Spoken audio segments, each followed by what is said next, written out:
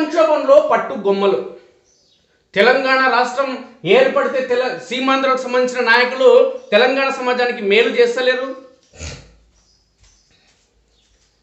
అదేవిధంగా తెలంగాణ రాష్ట్రానికి సంబంధించిన నిధులు ఆర్థిక సంబంధించిన నిధులు మొత్తం సీమాంధ్రులు దోసుకుపోతున్నారు.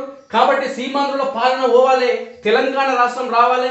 తెలంగాణ రాష్ట్రం వస్తే తెలంగాణ ప్రజలకు సంబంధించిన నిధులు మొత్తం ఇక్కడ సంబంధించిన ట్యాక్సులు మొత్తం ఇక్కడనే ఖర్చు పెట్టుకుంటే తెలంగాణ రాష్ట్రం అభివృద్ధి చెందుతుందని కేసీఆర్ గప్పాలు కొట్టిండు. తెలంగాణ ఉద్యమ సమయంలో గప్పాలు కొట్టిండు కాబట్టి నమ్మి ఏం చేసిండు, తెలంగాణ సమాజాలు గుద్దిరు 2 సార్లు కేసీఆర్ ముఖ్యమంత్రి చేసిండు.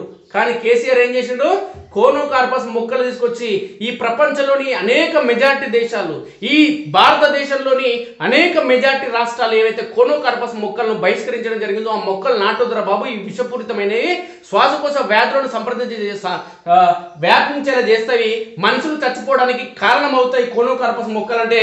నేను హరితారం దేశానికి, ప్రపంచానికి, భూగోళానికి, ఖగోళానికి ఒక అద్భుతమైంది, ఒక ఆదర్శమైందని చెప్పి హరితారం మొక్కలు బాగా కోనోకార్పస్ మొక్కలు నాటండి. గజ దొంగ రాష్ట్ర రాజధాని హైదరాబాద్ మొదలు పెడితే గల్లీ గల్లీకి, ఊరికి చెంచు పెంటలు, ఊరు వాడ తేడా లేదు, మొత్తం కోనోకార్పస్ మొక్కలు నాటిండు. ఇక నేను అద్భుతం చేస్తున్న గ్రామ పంచాయతీ భవనాలు నిర్మిస్తున్నాను చెప్పిండు, మొత్తం నాశనం చేసిండు కేసీఆర్. ఇక ఈ కేసీఆర్ చేసలేటర్ ఆయన కాంగ్రెస్ పార్టీలో చేశారని చెప్పి ఈ కాంగ్రెస్ పార్టీకి అధికారం ఇస్తే ఈ కాంగ్రెస్ ముఖ్యమంత్రి రేవంత్ రెడ్డి ఏమంటున్నాడంటే, మేము అది ప్రభుత్వం ఏర్పడి 8 నెలలు అవుతుంది, కాంగ్రెస్ ప్రభుత్వం మొత్తం సర్దుతున్నాం, కేసీఆర్ మొత్తం దోసుకుపోయిండు, ఖజానాను ఖాళీ చేసిండు కాబట్టి మేము మొత్తం సంపాదిస్తున్నాం కష్టపడి గడపారేసి. నేను, బట్టి విక్రమార్క, ఉత్తమ్ కుమార్ రెడ్డి, పొంగులేటి శ్రీనివాసరెడ్డి, మంత్రులు, ఎమ్మెల్యేలు, ఎంపీలు అందరూ గడ్డపారేసి బండలు కొట్టి డబ్బులు సంపాదిస్తున్నాం, తెలంగాణ ప్రజలకు ఇస్తున్నామని సొల్లు కబుర్లు చెప్తున్నారు. కాబట్టి ఇలాంటి మాయమాటలు చెప్పకండి. తెలంగాణ సమాజం చాలా ఉత్తేజమైంది, తెలంగాణ సమాజం చాలా అవగాహనతో ఉంది. ఎందుకంటే తెలంగాణ సమాజానికి తినడానికి తిండి లేకున్నా పర్వాలేదు కానీ మాట పడరు. అందుకోసమే సీమాంధ్రులను తన్ని తరిమిన ఈ తెలంగాణ సమాజం మిమ్మల్ని తన్నడం పెద్ద కష్టం కాదు. కాబట్టి ఒళ్ళు దగ్గర పెట్టుకొని పనిచేయండి. నిన్నమన్నటి వరకు ఏమన్నాడు, కేసీఆర్ మొత్తం దోసుకొని పోయిండు కాబట్టి ఖర్చు చేయడానికి తెలంగాణ అభివృద్ధికి ఏం డబ్బు లేవని చెప్పిండు రేవంత్ రెడ్డి.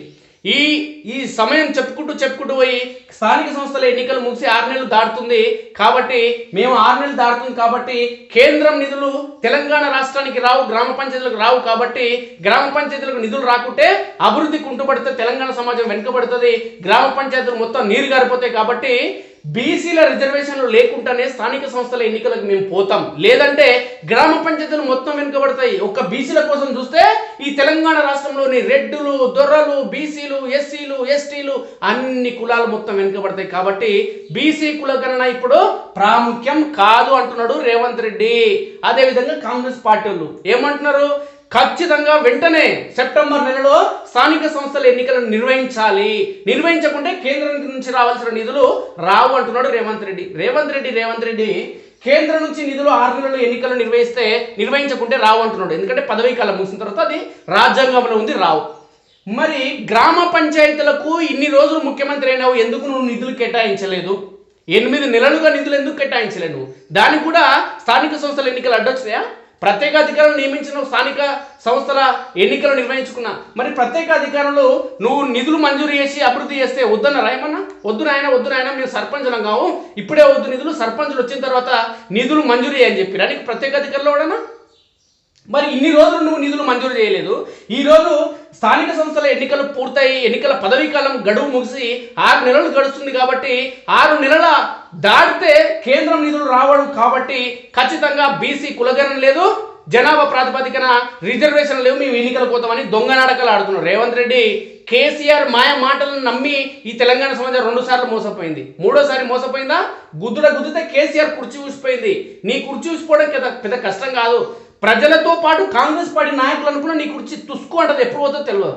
మొన్ననే చెప్పిండు పార్టీ కౌన్సిల్ రెడ్డి, ఆయన 2 చెప్పారు, ఏది నువ్వు అమెరికాకు పోతుంటే రేవంత్ రెడ్డి మంచిగా చూసుకో, కుర్చీని బాగా గట్టిగా పెట్టుకొని వచ్చే వరకు మళ్ళీ రిటర్న్ నీ కుర్చీ ఉంటుందో ఊసిపోతుందో తెలియదు. ఎందుకంటే గతంలో ఎన్టీఆర్ కూడా పోయింది నాదెండ్ల భాస్కర్ వ్యవహారంతో, కాబట్టి నీ కుర్చీ ఉంటుందో తెలియదు కాబట్టి జాగ్రత్తగా ఉండని చెప్పారు. కాబట్టి నీ కుర్చీ గురించి జాగ్రత్తగా ఉండు, ప్రజలు నీకు బలమైన మెజార్టీ ఇచ్చారు కాబట్టి ప్రజల నమ్మకాన్ని వమ్ము చేయకు. చూడండి గ్రామ పంచాయతీలకు నిధులు కేటాయించిన క్రమంలో ఏ విధంగా ఉన్నాయి ప్రస్తుత పరిస్థితి ఈ కాంగ్రెస్ ప్రభుత్వం చేసిన పనితోని. పెను సంక్షోభంలో పట్టు గుమ్మలు. పంచాయతీలకు నిలిచిపోయిన కేంద్ర రాష్ట్ర ప్రభుత్వాల నిధులు 20 నెలలుగా అందని రాష్ట్ర ఆర్థిక సంస్థ నిధులు వివిధ గ్రాంట్ల రూపంలో 1514 కోట్లు రావాల్సి ఉందని అంచనా. పాలక వర్గాల పదవీ కాలం ముగియడంతో ఆగిపోయిన 15వ ఆర్థిక సంఘం గ్రాంట్లు, పంచాయతీలు నిర్వహించే 3 రకాల బ్యాంకు ఖాతాలు ఖాళీ.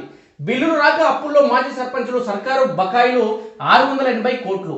4305 కోట్లకు చేరిన పెండింగ్ విద్యుత్ బిల్లులు, నిలిచిపోయిన అభివృద్ధి పనులు, పారిశుద్ధ్య నిర్వహణకు దోమల మందు సరఫరాకు నిధుల కొరత. మరోవైపు పంచాయతీ కార్యదర్శులపై ప్రభుత్వ కార్యక్రమాల అమలు భారం.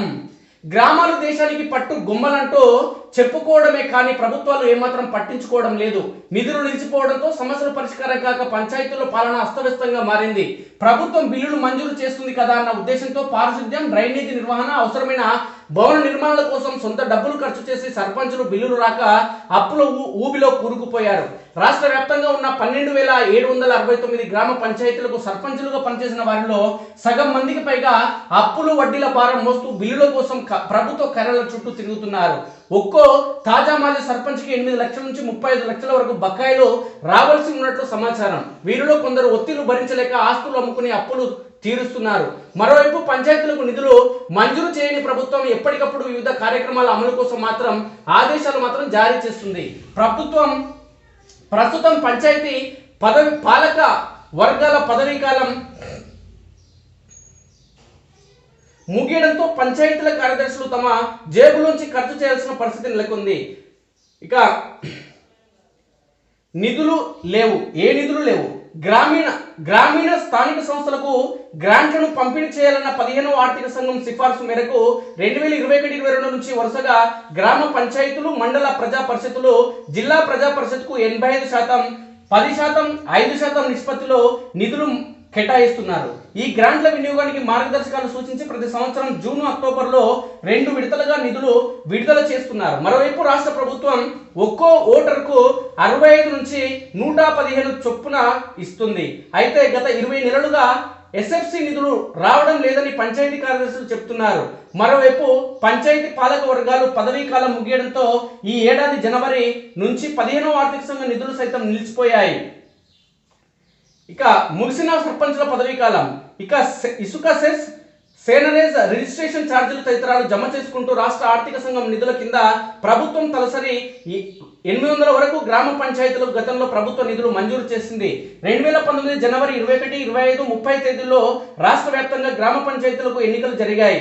2024 ఫిబ్రవరి 1న గ్రామ పంచాయతీ పాలక వర్గాల పదవీకాలం ముగియడంతో జనవరి 31న ప్రభుత్వం స్పెషల్ ఆఫీసర్ను నియమించి వారికి ఫిబ్రవరి 15న మార్గదర్శకాలను జారీ చేసింది.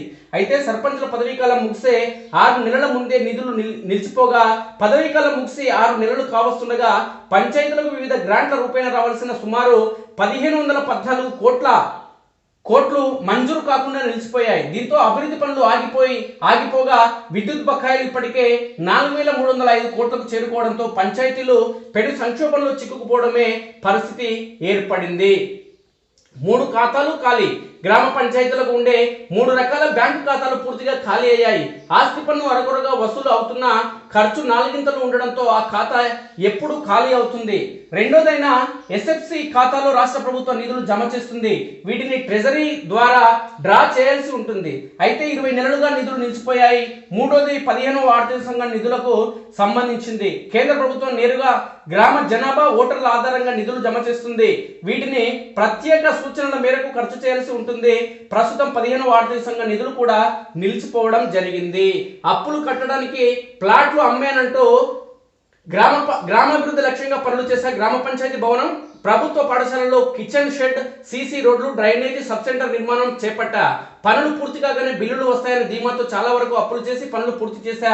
వీటికి సంబంధించి 30 లక్షలు రావాల్సి ఉంది. కానీ ఇప్పటి వరకు రాకపోవడంతో సిద్దిపేటలో ఉన్న ప్లాట్లను తక్కువ ధరకు అమ్మి కొంతమేర అప్పులు చెల్లించా అంటూ దమ్మ రవీందర్ రెడ్డి, మాజీ సర్పంచ్ రామలక్ష్మణపల్లె, ముస్తాబాద్, సిరిసిల్ల జిల్లాకు సంబంధించిన సర్పంచ్ పేర్కొనడం జరుగుతుంది. మాజీ సర్పంచ్ ఇక పదవీ కాలం అయిపోయింది, అప్పు మిగిలింది అంటుంది మక్తల్ మండలం నారాయణపేట జిల్లాకు సంబంధించిన మాజీ సర్పంచ్ లక్ష్మమ్మ.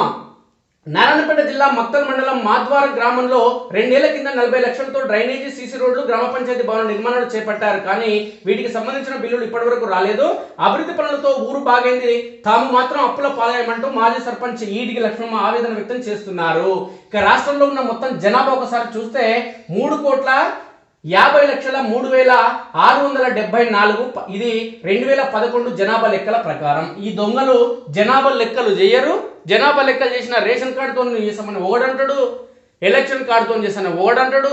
ఈ దొంగల వ్యవహార తీరు ఇట్లుంది. ఇక గ్రామీణ ప్రాంతాల జనాభా ఎంతుందంటే 2,13,95,009 మంది, 61.12% మంది గ్రామీణ జనాభా ఉంది. ఇక మొత్తం గ్రామ పంచాయతీలు 12,769. ఇక 15వ ఫైనాన్స్ కమిషన్ నుంచి గ్రామ పంచాయతీలకు ఏటా అందే నిధులు 1,160 కోట్లు.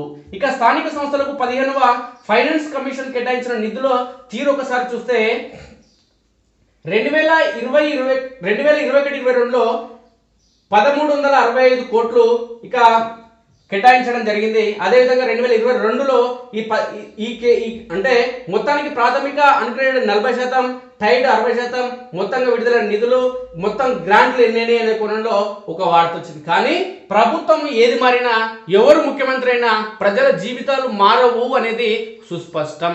అవినీతి అక్రమాలు, భూదందాలు చేయడమే వీళ్ళ లక్ష్యం. అందుకోసమే ఏ పార్టీ అధికారంలోకి వచ్చినా ఆ ఎమ్మెల్యేలే ఉంటారు, ఆ మంత్రులే ఉంటారు, అదే ఆ పార్టీలకు సంబంధించిన ముఖ్యమంత్రి ఉంటాడు తప్ప, మారితే గిడితే ఎవడన్నా ముఖ్యమంత్రి మారుతాడు తప్ప ఆ మంత్రులే, ఆ ఎమ్మెల్యేలే, ఆ జెడ్పీటీసీలే, ఆ ఎంపీటీసీలే, ఆ సర్పంచులే, అదే వార్డు మెంబర్లు, అదే మున్సిపల్ కౌన్సిలర్లు ఉంటారు తప్ప ఈ సమాజం మారదు అనడానికి ఇది నిదర్శనం. ఎందుకంటే ప్రజాప్రతినిధులు మారరు కాబట్టి, వీళ్ళు బాగా పనిచేస్తలేరు కాబట్టి వేరే ప్రభుత్వాన్ని ఎన్నుకుందామని తెలంగాణ సమాజం కానీ ఈ దేశంలోని ప్రజలు కానీ అనుకుంటే ఆ ప్రభుత్వంలో కూడా ఈ తోడు దొంగలే చేరడం జరుగుతుంది. ఆయా పార్టీల కండువాలు కప్పుకొని ఏ పార్టీ అధికారంలో ఉంటే ఆ పార్టీలో చేరడం జరుగుతుంది, అధికారాన్ని కొనసాగించడం జరుగుతుంది. మళ్ళీ వాళ్ళే మంత్రులు అవుతున్నారు, వాళ్ళే ఎమ్మెల్యేలు అవుతున్నారు, వాళ్ళే ఎమ్మెల్సీలు అవుతున్నారు, వాళ్ళే ఎంపీలు అవుతున్నారు. కాబట్టే తెలంగాణ సమాజం భవిష్యత్తు కానీ ఈ భారతదేశంలోని ప్రజల భవిష్యత్తు కానీ మారడం లేదు. అందుకే ఈ దేశం అభివృద్ధి చెందుతున్న దేశంగానే ఉంది. 75 సంవత్సరాలు గడిచిన ఈ దేశానికి స్వతంత్రం వచ్చి ఈ తెలంగాణ రాష్ట్రం ఏర్పడి 10 సంవత్సరాలు దాటుతున్నా ఇంకా అప్పుల కుప్పగానే మిగిలిపోయింది.